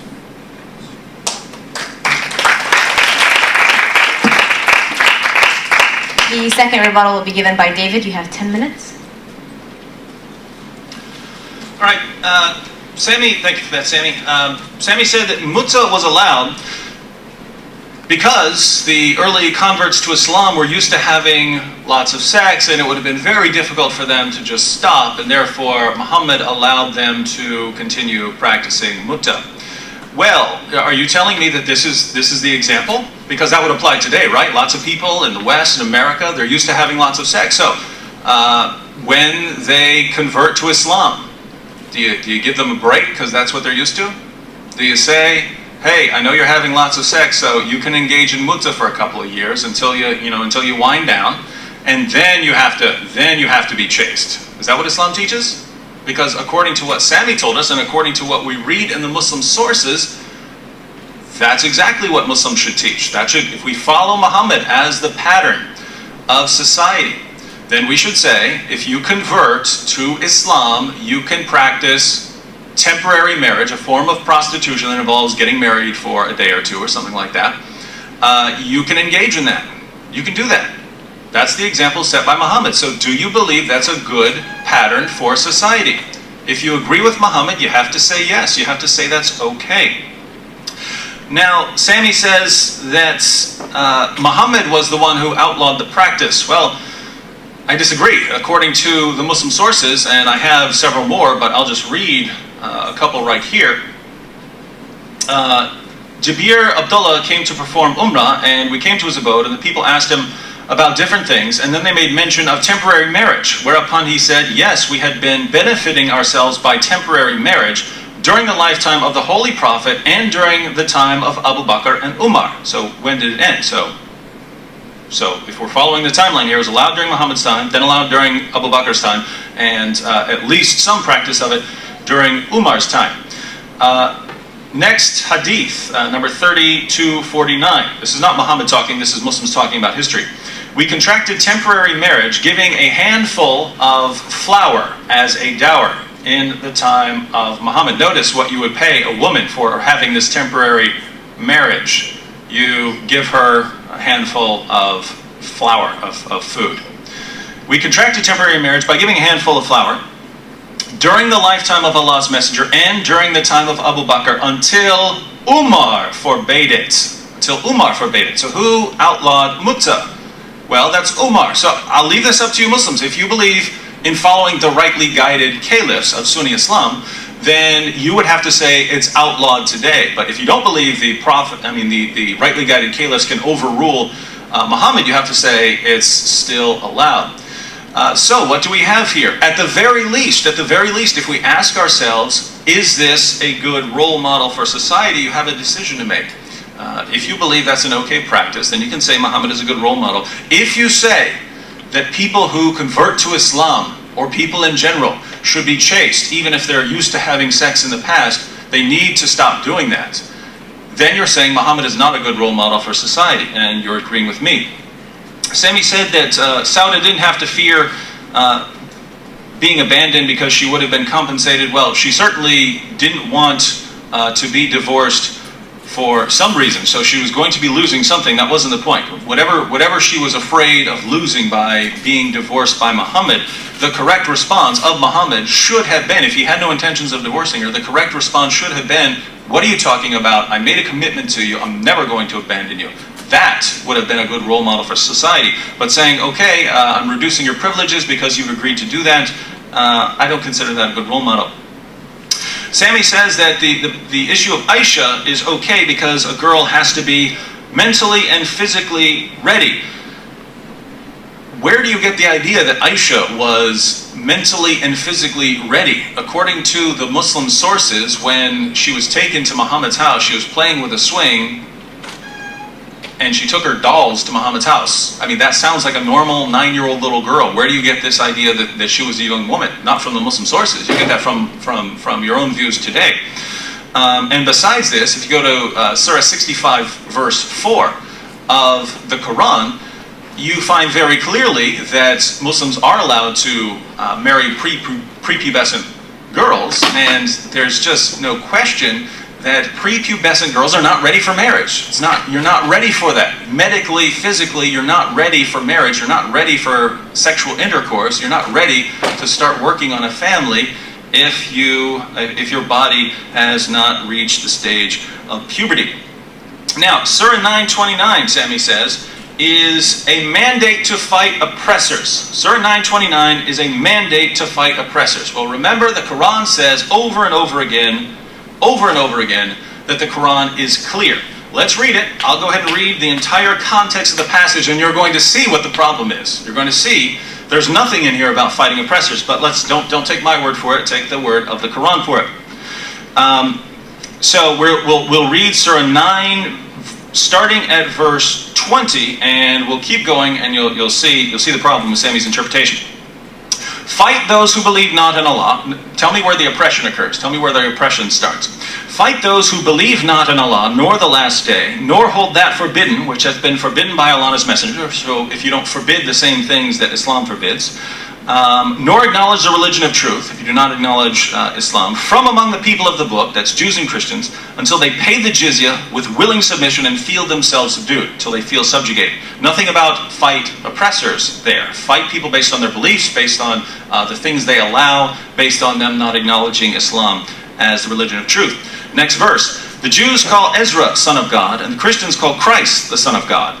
That is a saying from their mouth. In this they but imitate what the unbelievers of old used to say. Allah's curse be on them. How they are deluded away from the truth. Where's the part about these people oppressing the Muslims? Maybe it's in the next verse. They take their priests and their rabbis to be their lords in derogation of Allah. And they take as their Lord Christ, the son of Mary. Yet they were commanded to worship but one God. There is no God but He. Still complaining about their religious practices. Where is the part about these people being oppressors? Praise and glory to Him, far is He from having the partners they associate with Him. Maybe it's in the next verse. Fain would they extinguish Allah's light. Here we go. Maybe they're oppressing Muslims by extinguishing God's light, and extinguishing God's light refers to them attacking the Muslim community. Now let me finish the sentence and see what this actually says. Fain would they extinguish Allah's light with their mouths. This is talking about people speaking different religious beliefs than Muslims. They would extinguish Allah's light with their mouths, but Allah will not allow but that His light should be perfected, even though the unbelievers may detest it. Allah is not going to allow them to stop the truth from spreading. How's He going to stop them? Next verse. It is He who hath sent His messenger with guidance and the religion of truth to prevail it over all religion, even though the pagans may detest it. So the solution to what these people are saying is to send Islam and to make Islam superior to every other religion, to make it prevail over all other religions. How is Allah going to make Islam prevail? That's why we read Surah 9:29, fight those who do not believe in Allah. So where in the entire context of this passage do we read anything about fighting oppressors? There's not one word. There is a steady series of complaints. These people believe things that Muslims don't believe. They don't believe in the truth. They don't acknowledge the truth. They have religious practices that we forbid, and they're speaking a message that we disagree with. Those are all of the justifications for fighting. Where do you get the idea that this refers to oppressors? If you believe it refers to oppressors, you have to agree that the Quran is remarkably unclear. Sami says, well, the Quran says if they stop fighting, you cease. Well, if you want to go with that interpretation of it, it would depend on your interpretation of the word fitna. But I'll grant that. Surah 2, verse 193 says something along those lines. But guess what? Read the passages that talk about if people don't fight you, you don't fight them. Those were abrogated according to your own Muslim commentators. Muslims have a process of abrogation. Later commands abrogate or cancel earlier revelations. Surah 9 was the last major chapter revealed, and it commands Muslims to fight and subjugate non-Muslims, which would be the pattern if you agree with Muhammad. Sami says we don't need to clarify the killing of apostates because people would have understood that it only referred to killing people if they go start a war against you. Well, we need clarification, don't we? Isn't this a religion for all time? Isn't this? Aren't we supposed to be able to read these teachings even today and understand what they mean? Over and over and over again, Muhammad says, if they leave Islam, chop their heads off. If they return to kufr, kill them. If that means kill people who go out and start a war against you, I really wish he would have said that. It could have saved lots of lives, and all four schools of Sunni jurisprudence would have concluded something very different from what they did conclude, and that they all concluded that if someone leaves Islam, they have to die. Right, I'm out of time, but I'll continue some of the other responses in the next rebuttal.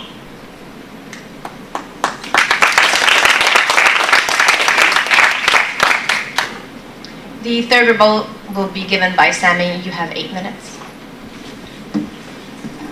All right. The first point he brought up was, what about now? If someone converts to Islam now and he's a fornicator or he likes to drink a lot, should he also be given leeway?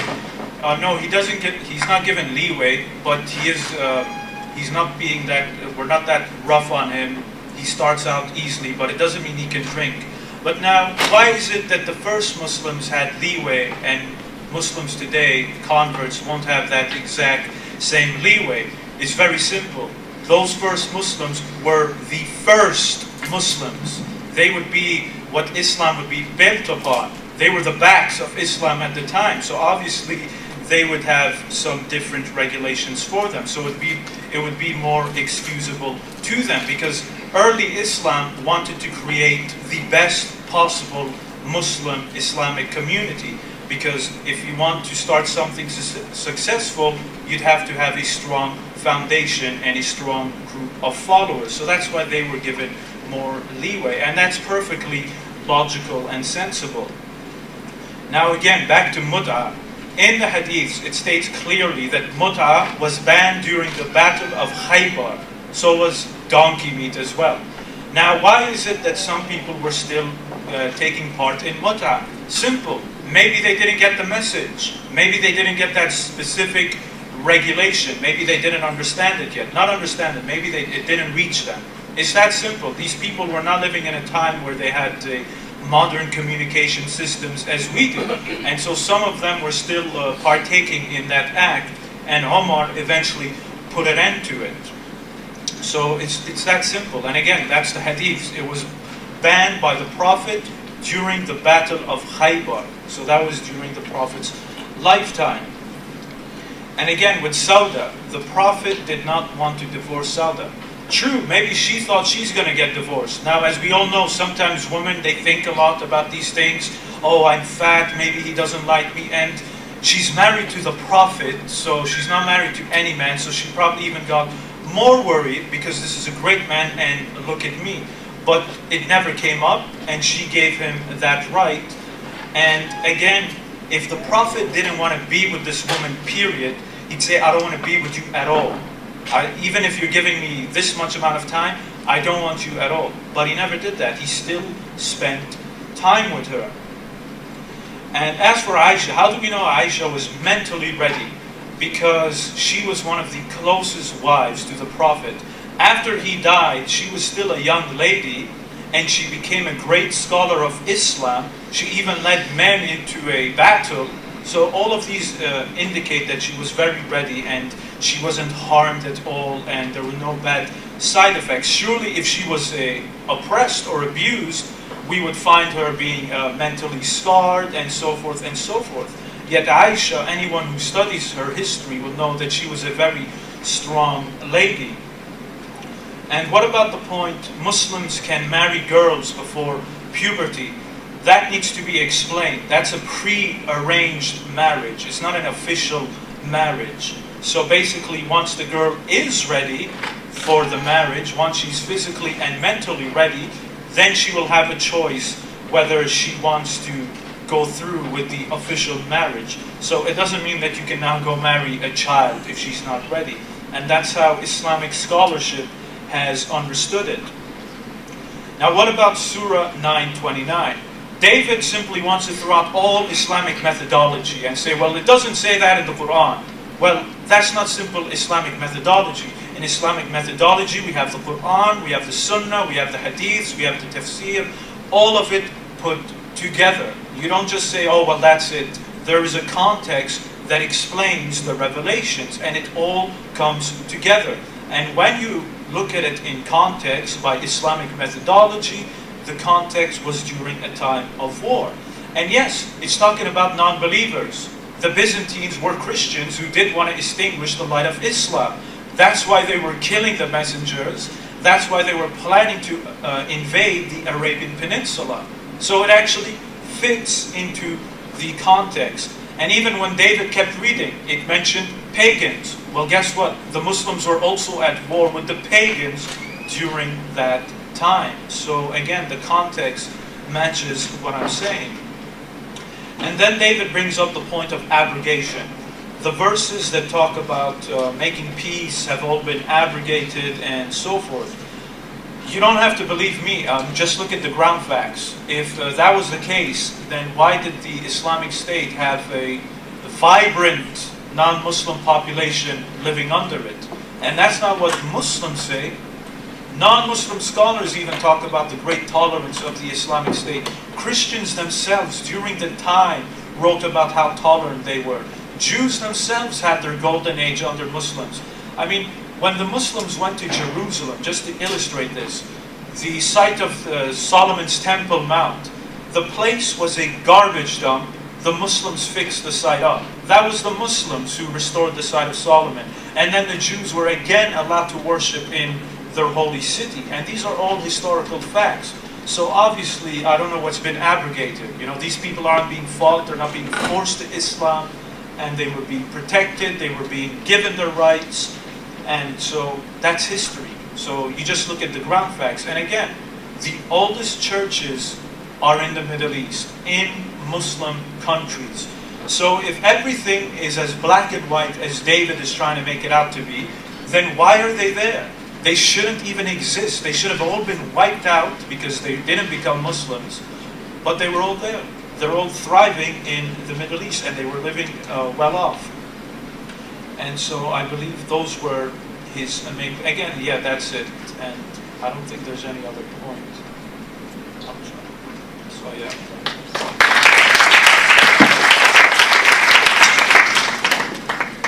The third rebuttal will be given by David. You have 8 minutes. All right, Sami asks, you responded to my question about whether a person today would be given the kind of leeway that an early Muslim convert would be given.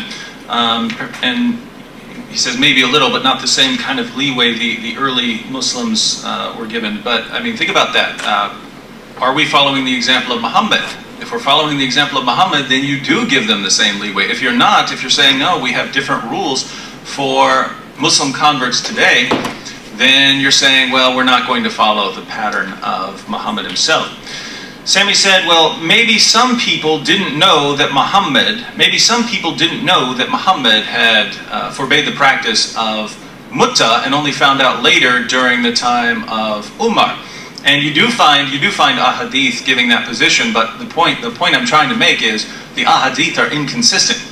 You have Muslims saying that it wasn't outlawed during the time of Muhammad. It wasn't outlawed. It was outlawed during the time of Umar, and the people who said it was outlawed during the time of Muhammad were followers of Umar who are trying to go back and say that this is what Muhammad taught. So you have the disagreement, and I don't really care if you want to say Muhammad did it versus Umar did it. You have sources that can back that up. But the point is, if you did want to say the practice still applies today, you could very easily say, well, these ahadith right here that say that Umar forbade it, I'm going to go with those. I'm going to go with those sources, and I don't believe rightly guided caliphs can overrule Muhammad's interpretations, so I get to practice it if I want it. So it's really up to you, because even in your Sahih narrations, your most reliable narrations, you find inconsistencies. Sami again said Muhammad didn't want to divorce Sauda. I'm granting that for the sake of argument. I believe he did, but I'm granting almost everything he's saying for the sake of argument. Let's suppose Muhammad had no intention of ever divorcing Sauda. And let's suppose she was totally, utterly mistaken, and Muhammad was just going to be faithful to her forever and take care of her forever. This is the problem. Suppose all of that is true. Then when your wife somehow gets the wrong idea, she's mistaken, she comes to you and thinks you're going to leave her. If she was totally mistaken, why wouldn't you say that? Wouldn't a good role model say, again, you're mistaken?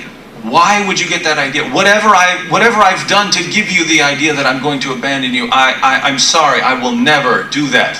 I will take care of you forever. Why wouldn't he have said that? Why would his response be, oh, you think I'm going to divorce you and you're willing to give me more time with Aisha and I don't have to take care of you in the same way? Okay, that's a good idea.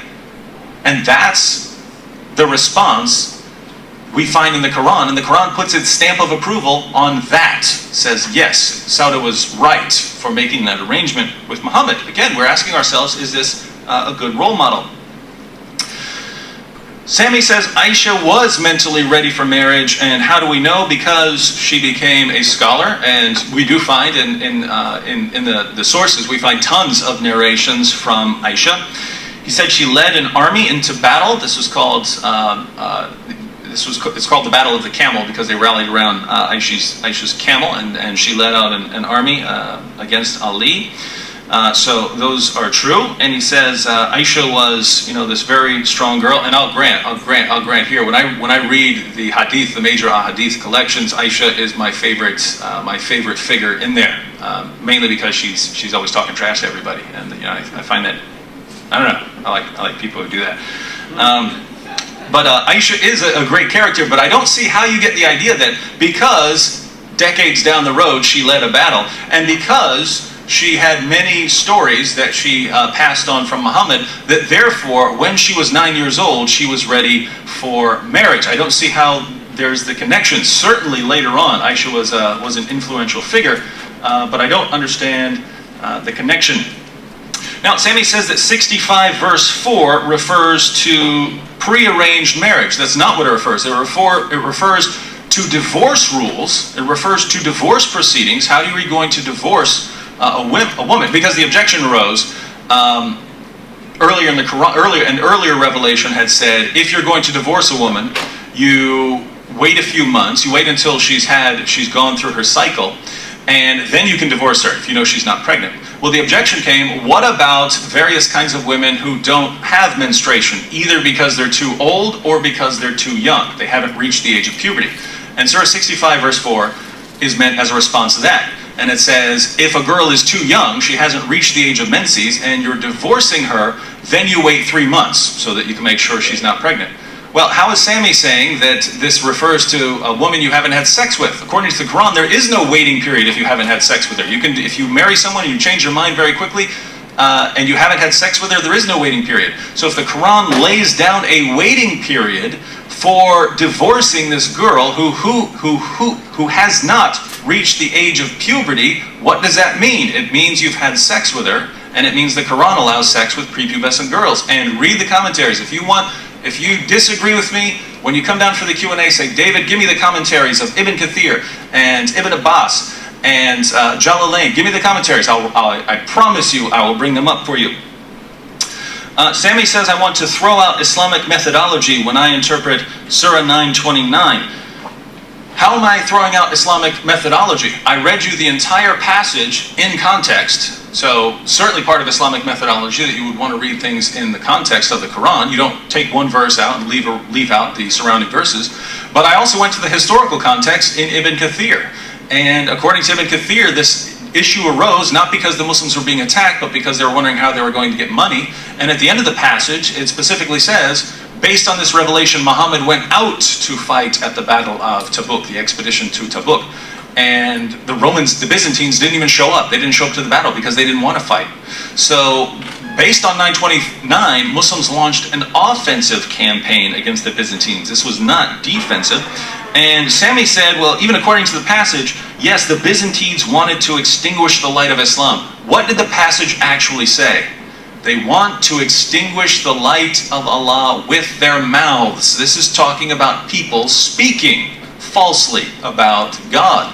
So even according to the little clips Sami quoted, this is not talking about fighting aggressors, it's talking about fighting people who have false beliefs, who say false things, who have different practices from the ones Muslims have.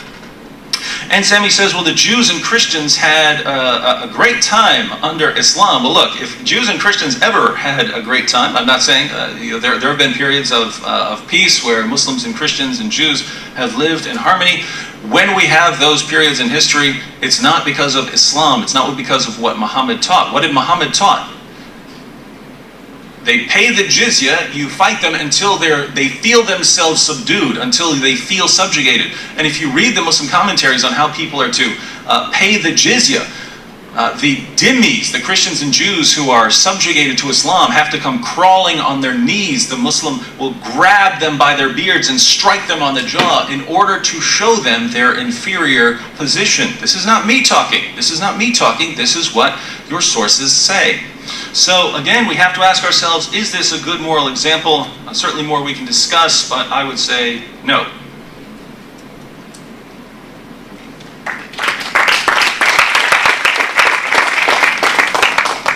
There will be 3 minutes for each speaker for conclusion. So Sami, you have 3 minutes. All right, thank you. Now, in this afternoon's debate, all of my presentation points I made remain. All those points stand as they are. Those examples show that he was a good role model. Now, obviously, we had a lot of criticism of the Prophet Muhammad, but in reality, there was no criticism, because David is saying one thing, but the text is saying something completely different. Like Sauda. David is saying the Prophet wanted to divorce Sauda, she was scared and all of this, yet the Prophet never wanted to divorce her.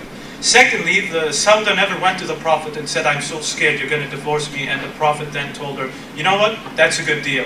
That never happened. And thirdly, if somebody wants to get a divorce, they'll get a divorce. End of story. If I want to divorce a lady, I want to get rid of her. It doesn't matter if she comes and tells me, you know what, we'll spend less time. No, it doesn't work like that. The Prophet told her she's mistaken by an action by never divorcing her. That's how he told her, you're wrong. I don't want to divorce you because we're not getting divorced. Simple. And the issue of mut'ah, again, he admits that that was banned during the lifetime of the Prophet, but he says it's inconsistent. No, it's not inconsistent. It's very logical to know why it still happened. These were people that did not communicate with modern communication systems, and Islam was still growing to vast lands and territory, so some people might still have heard that message and didn't know it was abrogated, and Omar just cleared it up. Very simple. That's not inconsistent at all. What about Aisha?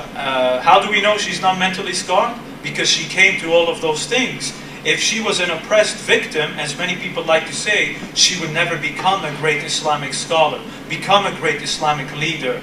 That's the proof. Thank you. And as for the wars, Muslims are supposed to conquer and do all of this. He's saying one thing. Look at the facts. Christian communities are still in the Middle East. They were there during the lifetime of the Prophet. They didn't just have a good life after the Prophet. They had a good life under the Prophet, under the caliphs. They were given their religious freedom, tolerance under the Prophet and the caliphs, early Islam. So you don't have to look at what we're saying, just look at the facts. That's historical facts to show that it's not that black and white. And the last point about the jizya, you have to grab the people by their beards, and that is false. Maybe some Islamic source says that, but Islamic scholarship is unanimous that when you collect the jizya, you don't pull the guys and they don't come crawling to you and bowing to you and all of that. Maybe someone said it, but anyone can say anything in an Islamic source. The unanimous consensus is that they don't do that. And the only people who do pay the jizya are adult males. Females, children, religious persons, handicapped persons, and so forth are not required to pay the jizya. And the jizya is simply a tax that renders a service. We pay taxes for our police force and so forth. And the Muslims, as I said, have their taxes that they pay to the state, such as the zakat. So my time is up. Thank you. David, you have 3 minutes for your conclusion. Give him 30 seconds extra. 3 minutes and 30 seconds. Well, I'd like to thank everyone, to thank Sami. You know, I know I'm a Christian. When, you know, someone's criticizing Christianity, it's not always fun, and I know I'm criticizing Muhammad, raising all kinds of objections. I know that's not necessarily fun, so I thank everyone for being patient, for listening to both sides. And as I said in my, in the beginning, I don't think Muhammad was, the worst person in history, but this is a debate, so I'm focusing on the things related to the topic. And I think, given what we find, many of you, I know many of you, by the looks on your faces, were disturbed by lots of the things that we find in the Muslim sources. And if you are, you have to think about why that is. If you really believe in Muhammad, you have to wonder why these things are there, whether you agree with them or not. If you, at the end of the day, if you say, I really believe in Muhammad and I believe Surah 33:21 that Muhammad is the pattern, you have to accept some very interesting things, or you can go against the obvious meaning of the passages. So if you really believe in Muhammad, you have a choice. You can look at Surah 9:29, fight those who do not believe. And you can either say, I'm going to fight those who do not believe, or you can say, I'm going to assume that doesn't mean what it says. I'm going to assume that when the next verse says that it's because these people are Christians and Jews, they're extinguishing the light of Allah later in the passage, that it can't mean that. But where are you getting that meaning? You're not getting that meaning from the text. The text is perfectly clear. In this case, I agree. The text is perfectly clear, as the Quran often says of itself. So if you want to disagree with these passages, if you don't want to apply this pattern to society, what are you saying? Muhammad said, fight those who do not believe, but I'm not going to do it. I'm going to reinterpret it. Muhammad said, kill apostates. If anyone leaves Islam, kill him, but I'm not going to interpret it that way. I'm going to reinterpret it. Muhammad said, you can beat your wives into submission if they keep getting out of line. And we have the example of a woman being beaten until her skin turned green, but I'm not going to interpret it that way. But think about this. If you go with your own interpretation every time and you just make these passages mean whatever you want them to mean, are you really adopting the pattern of Muhammad, or are you making Muhammad conform to your pattern and the pattern that you believe in? On the other hand, we have the family issues of Muhammad marrying 9 to 11 wives, Muhammad's relationship with Aisha, Muhammad's relationship with Sauda, Muhammad and his other wives. And do you believe these things are okay? Do you believe that mutta, at least even if you go with Sami's interpretation and say Muhammad outlawed it, do you believe that these things are okay? Do you believe that if people are used to having sex, you don't tell them, well, now's the time to stop, you're a Muslim? That you give them leeway, as Sami said Muhammad did for at least a time. These are the questions you have to consider. And when I look at these things, again, I see things in Muhammad's life that are good, and certain things would be good to follow. But I look at these other things and I think these teachings, if they were practiced today, would be disastrous for society. And so I can say that Muhammad is not a good role model for society.